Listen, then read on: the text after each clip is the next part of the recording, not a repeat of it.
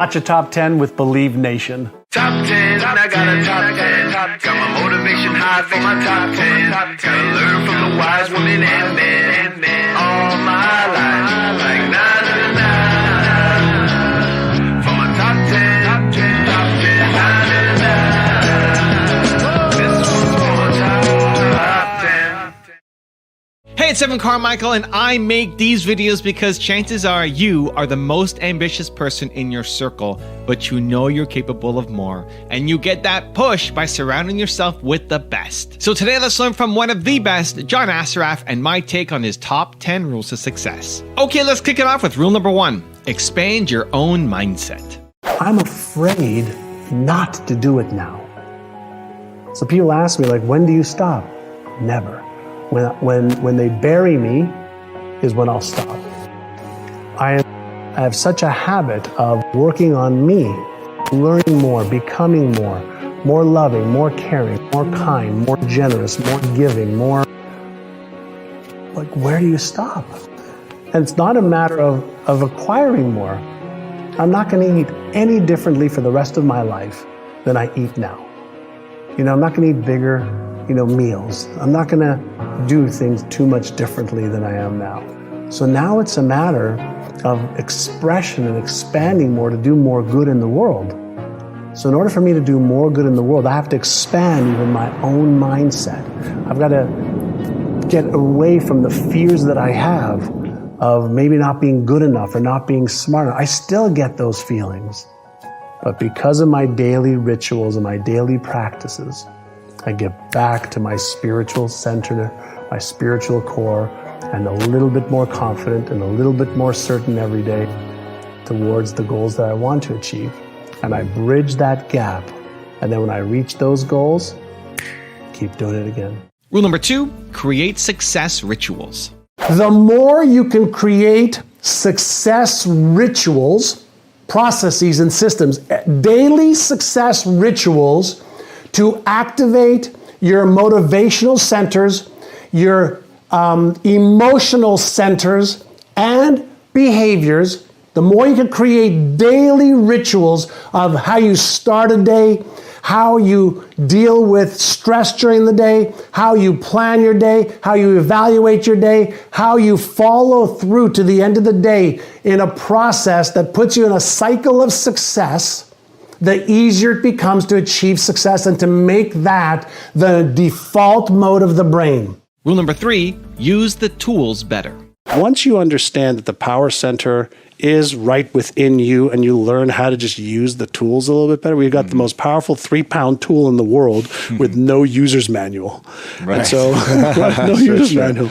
And so we teach people, here's the latest research. Here's how you can apply it to your life to be healthier, happier, make more money, get a better job, get a raise, start your business and do better by retraining your brain to be totally aligned with your goals and dreams, and learning how do I stay focused, how do I stay motivated, how do I stay on track, how do I develop the habits that will empower me, and how do I do the things that inspire me instead of the things that expire me. Rule number 4, align your subconscious mind. You all know that you have a conscious part of your brain that's responsible for certain things, okay? But then you also have a subconscious part of the brain, subconscious. And so what is this 800-pound gorilla that prevents you from achieving your goals? Like, what is it? Like, what do you think it is about the subconscious that prevents you from achieving your goals when consciously you want to achieve your goals, right? Consciously, you want to achieve your goals. And Kamyar, yeah, we have, right hemisphere and left hemisphere of the brain. And in between, okay, we have something called the corpus callosum that connects both hemispheres. And contrary to popular belief, we're not, left brain dominant or right brain dominant. We use all of our brain every 24 hours, so you don't use only 5 or 10% of your brain. The possibilities are endless, all right? But when you're talking about the gorilla, The subconscious is the, what I talk about in the book, right? Is I named it the gorilla. So conscious and subconscious, yes. And so tell me what you know about the subconscious mind. Like, if it is the 800-pound gorilla, what do we know, right? The gorilla gets what the gorilla wants. And so if you ask yourself a question of, do I really know how to get my subconscious mind aligned with my conscious desires and goals? So answer that question for me. Answer me that riddle. Do you know how to get your subconscious mind? And by the way, the subconscious is not like here and the conscious is here. We know that the left prefrontal cortex, for example, is the seat of awareness, and it's the seat of decision making. It's the seat of choosing what we want. We know that this part of the brain we call the left prefrontal cortex, and it's what I call is the Einstein part of the brain. It can figure things out. You consciously can figure things out. The right prefrontal cortex is the pessimist, or what I refer to as the Frankenstein part of the brain that moves into the memory system and brings forth anything that may get you into trouble, anything that may be painful, anything that might hurt you.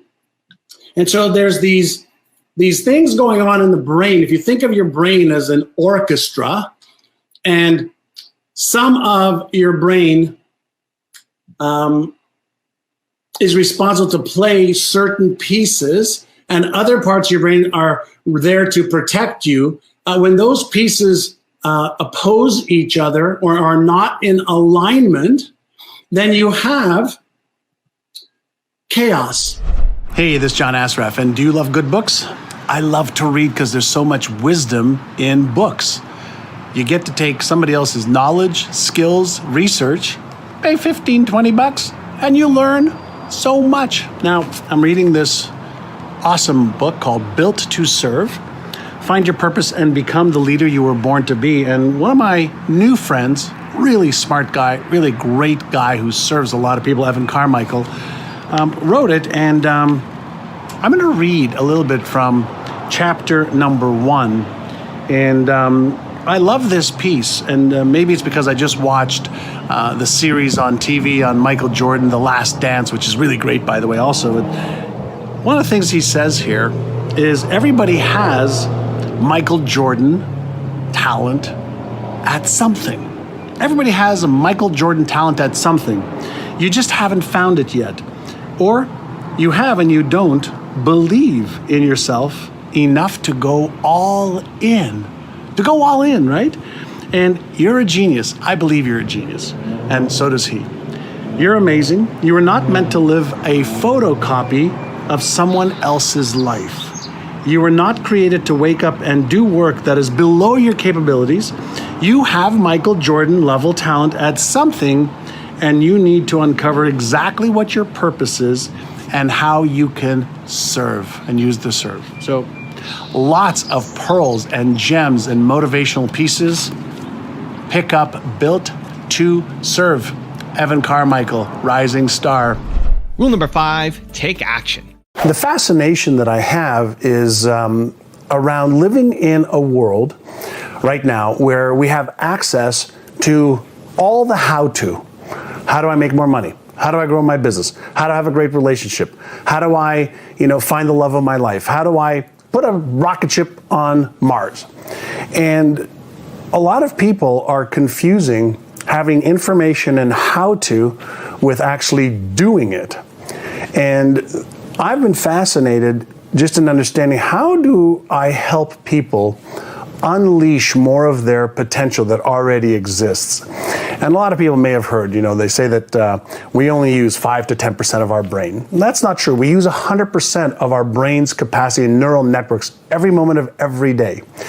But the potential to use more is there. And so our researchers at NeuroGym really are uncovering how to take the best information from the world of neuropsychology, neuroscience, and give it to everyday people so they can say, okay, how do I overcome my fear of not being good enough, my fear of not being smart enough, my fear of being embarrassed or ridiculed or ashamed, or fear of failure or fear of success. These are all psychological issues that everybody feels, but very few people understand when I feel that, what do I do about it so that I can unlock more of my potential, so I can actually take more action, first on the things I already know that I could be and should be doing, but I'm not, and next on the behaviors that I could be taking to achieve my success easier and faster. And that's really my passion, is helping people unlock that amazing potential within them. Rule number 6, get on the path.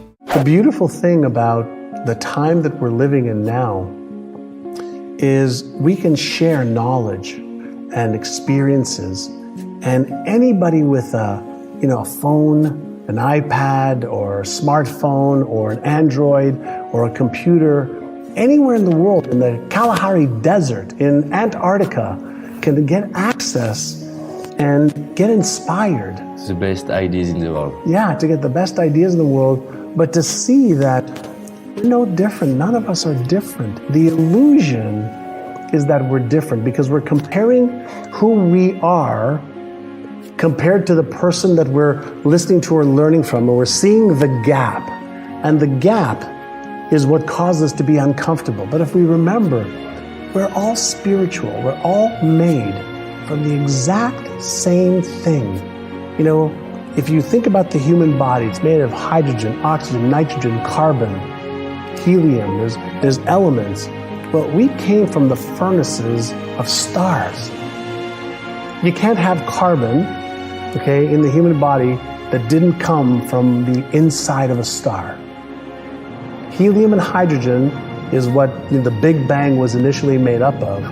And then as all the gases coalesced and created stars and then galaxies, we became, our flesh and blood and everything that we became, the organism, has come from the universal intelligence. That's why we're all connected. And that's why we all have the same abilities, different skills, different knowledge, but the same abilities to become all of the ideas, goals, and dreams that we have. And so we just have to say, that is what I want to trade my life for. And even though I don't know how, even though I may not feel totally comfortable or confident, or I'm lacking certainty, let's get on the path.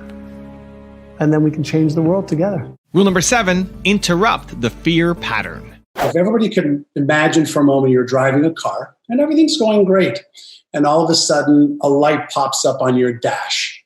Now, the average person won't take a hammer and hit the light to turn it off.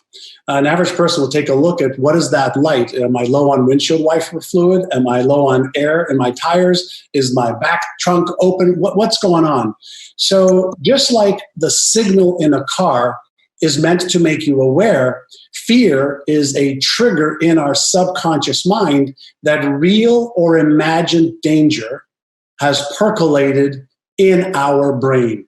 And so fear, there's nothing wrong with fear. We can actually use fear as fuel. Now, I like to, give people visuals. So imagine if you have, two parts of your brain. There's many more, but imagine these two. We have the Einstein brain and we have the Frankenstein brain.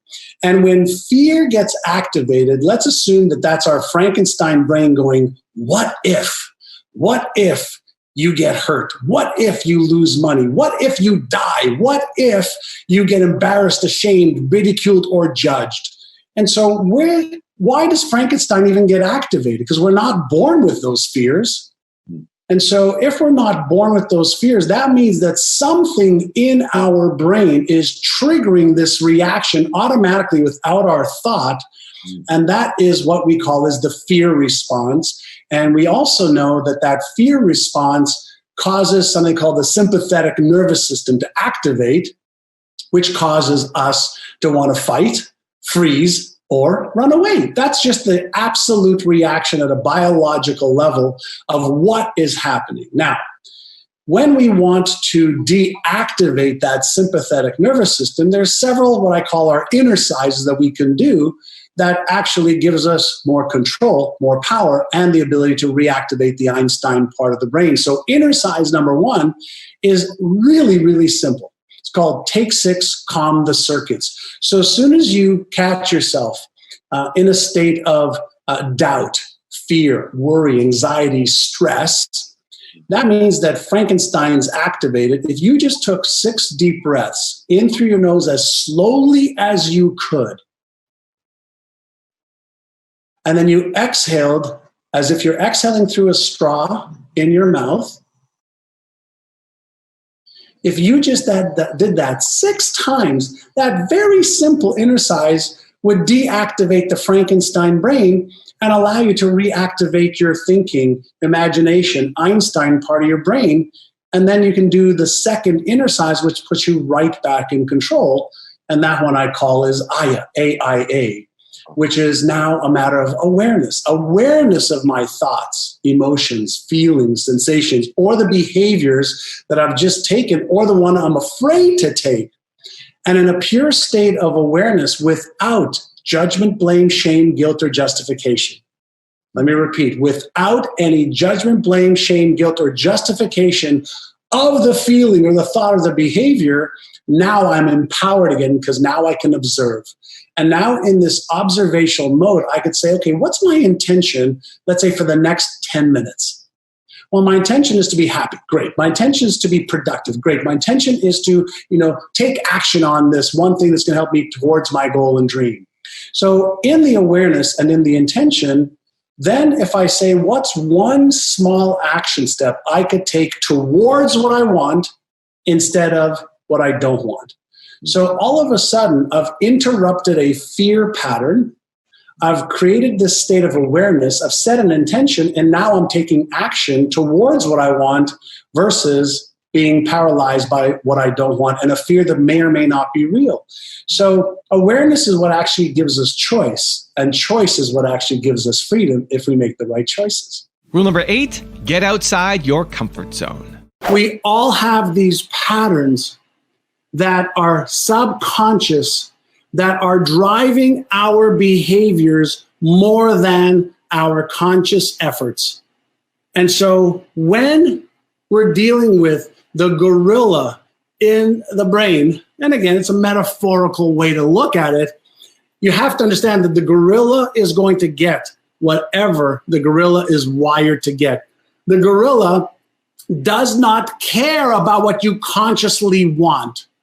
The gorilla really focuses on the patterns that are going to keep it safe. And here's what safe means. Safe just means comfort zone. Let's say you're miserable. Let's say you're broke. Let's say you're overweight. Let's say you're in a relationship that you don't like. Let's say you're a job you don't love.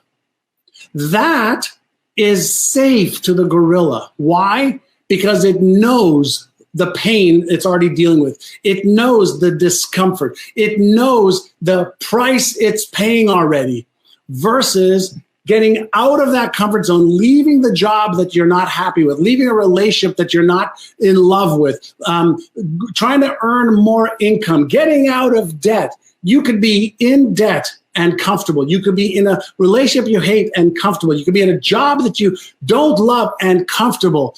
And the gorilla is going to keep you in your comfort zone. Rule number 9, practice your beliefs. When I was 19 years old, when I had a mentor, a man who was in his 50s, very, very successful, he agreed to mentor me and to teach me what he knew. And so he sent me home with some paper. And on the paper it said, what do you want to achieve in your health? What do you want to achieve in your relationships? What do you want to achieve financially? What do you want to achieve charity? What do you want to achieve as far as experiences? When do you want to retire by? How much money do you want to make? Wow. He asked me about 10 pages of questions. And at 19, I had no idea. Like, how much do I What's want to the make? fact? I want to make enough to pay my bills. I want to make enough to, just eat well and then have some fun. I want to go drinking with my friends. I want to go party and travel a little bit and pay for my apartment and a nice car and things like that. But he had me think, 1 year, 5 years, 25 years. And I was 19, and he made me write down the answers to these questions, even though I had no idea how to achieve them. He made me write it down. It took me a whole weekend. And then I went back and he looked at my papers. And so he looked at health and wealth and relationships and career and business. And he goes, good, way to do the exercise. I'm very proud of you. He says, now I want you to increase that amount. And so I said that, by the time I was 45, I was 19. I said, by the time I was 45, I was going to be a millionaire. Nobody in my family was a millionaire. Not my aunts, not my uncles, not my cousins, nobody in the area that we lived in. And I wrote that down. And he said, no, that's not enough. He says, you could do better than that. And I'm like, I'm swallowing, I'm scared, I'm afraid. How am I going to become more than that? How can I have all of this? He says, don't worry about the how right now. You worry only, and not even worry, but you write down what you want. And so I went back home and started to write again. Again. And took another, half a day to redo my goals. And he said to me, great, now in order for you to achieve those goals, what do you have to believe? Wow. I said, well, I have to believe that I can. I have to believe that I deserve it. And even though I didn't believe that I deserved it, he said, what would you think you had to believe? I have to believe that it could be done. I have to believe that I could learn the skills. I would have to believe. So he made me write out what I would have to believe. Great question. And then he said, great, what do you think you would have to do every day? Wow. I go, Amazing question. Well, I guess I would have to come to work every day, and I'd have to really get good at what I'm doing, and I'd have to learn more than I'm learning right now because I hated to learn back then, and I'd have to, gain more skills, which I didn't have any. The only thing I was good at was I had an easy time talking to people like I am with you now. And he said, great, well, let's make a list of all of these things, and let's come up with a plan to do this. He said, so every day, let's look at some beliefs. And so every day he would have me look at my goals. And I would sit in my chair and I'd have my goals, that he had me write. And I would take my fingers, which he told me to touch my goals, so that I would send a message to my brain as I was reading it and seeing it to reinforce the goals that I wrote. Then I would read the beliefs that I needed to have. I have all the intelligence I need to achieve these goals. I can now acquire all the skills to achieve these goals. And I read about 20 or 30 different beliefs every day. And for the first month or 2 months, while I was reading all of this, in my head, this one word kept coming up. You know what the word was? Bullshit. Because as I would read it, my brain would say, bullshit, that's not true. And he told me that my brain would try to talk to me and tell me it's not true. And he said, if you keep doing it over and over and over again, your brain's going to get tired of telling you it's not true. And especially if after you do this, you take some actions to upgrade your knowledge, upgrade your skills, you'll develop more confidence and more certainty.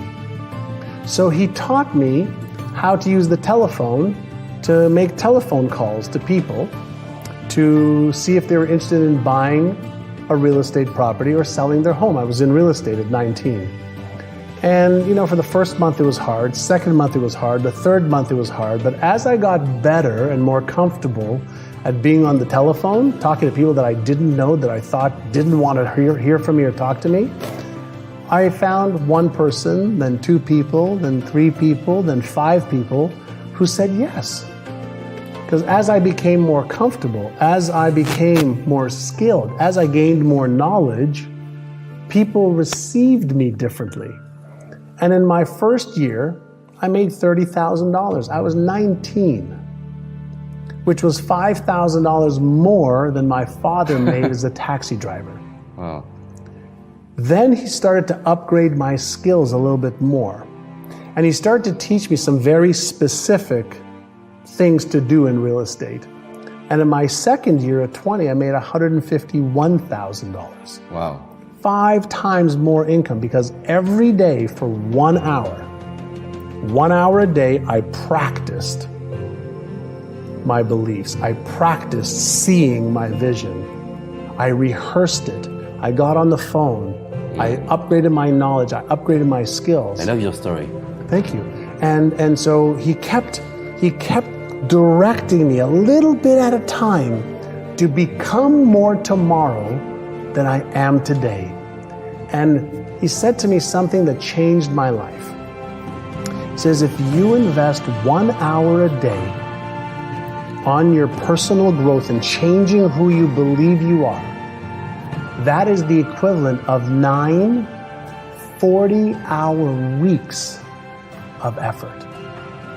1 hour a day for a year is 9 40-hour weeks.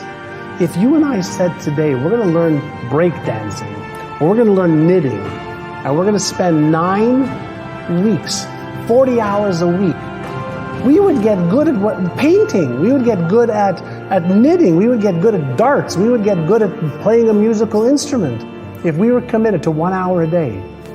So I've practiced 1 hour a day for 32 years. Wow. And that 1 hour a day has changed my life.